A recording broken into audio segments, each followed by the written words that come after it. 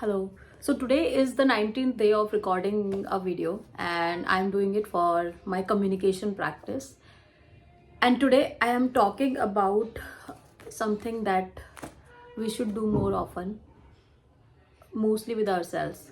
And we are talking about forgiveness. So I'm reading some excerpts from the book Tuesdays with Morrie, where Mitch and Morrie are discussing about uh, forgiveness. And Mitch is asking the importance of forgiveness. What is the importance of forgiveness? And Morrie is replying to him, forgive yourself before you die, then forgive others. He says, there is no point in keeping vengeance or stubbornness. These things I so regret in my life: pride, vanity. Why do we do the things we do?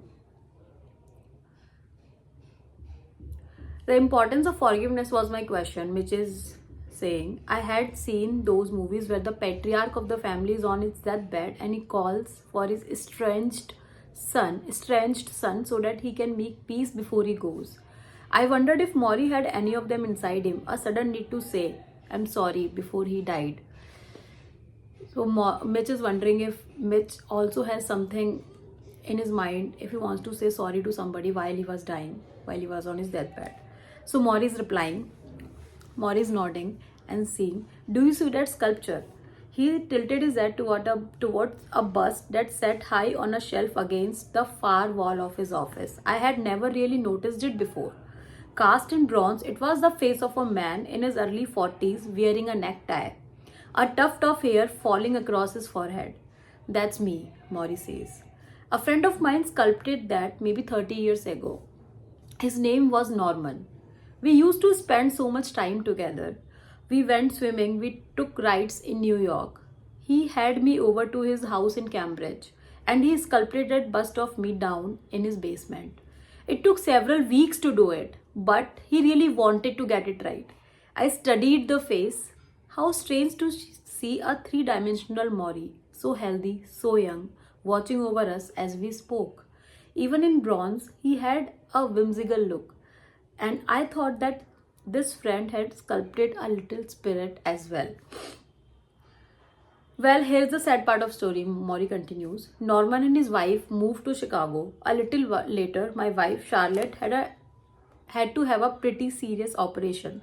Norman and his wife never got in touch with us. I know they knew about it. Charlotte and I were very hurt because they never called to see how he was, so we dropped the relationship. Over the years, I met Norman a few times and he always tried to reconcile. But I didn't accept it. I wasn't satisfied with his explanation. I was prideful. I shrugged him off. His voice choked.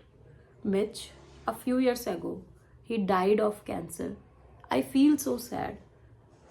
I never got to see him. I never got to forgive. It pains me so much.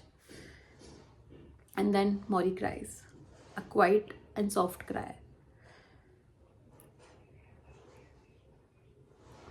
Then Mitch said, I'm sorry. Don't be, he whispered. Morrie whispers, tears are okay. It's just not other people we need to forgive, Mitch, he finally whispered. We also need to forgive ourselves. Ourselves? Yes, for all the things we didn't do, all the things we should have done. You can't get stuck on the regrets of what should have happened. That doesn't help you when you get to where I am. I always wished I had done more with my work. I wished I had written more books. I used to beat myself up over it. Now I see that never did any good. Make peace. You need to make peace with yourself and everyone around you. Forgive yourself. Forgive others. Don't wait, Mitch. Not everyone gets the time I'm getting. Not everyone is as lucky. And then he says, the tension of opposite, Mitch. Remember that. Things pulling in different directions. I remember, Mitch said. So, before stopping this video, I am also in that phase where I had some good friends. We chose to spend a lot of time together. We spent a lot of time together and then we broke apart for any reason.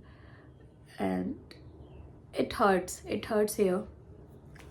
And I know it says that you need to forgive yourself first, because then only you can forgive. You can forgive others, but you need to forgive yourself first. That's when you get the real calmness in your heart. um, so yes, that's the goal, and that's why I wanted to read this today. Bye.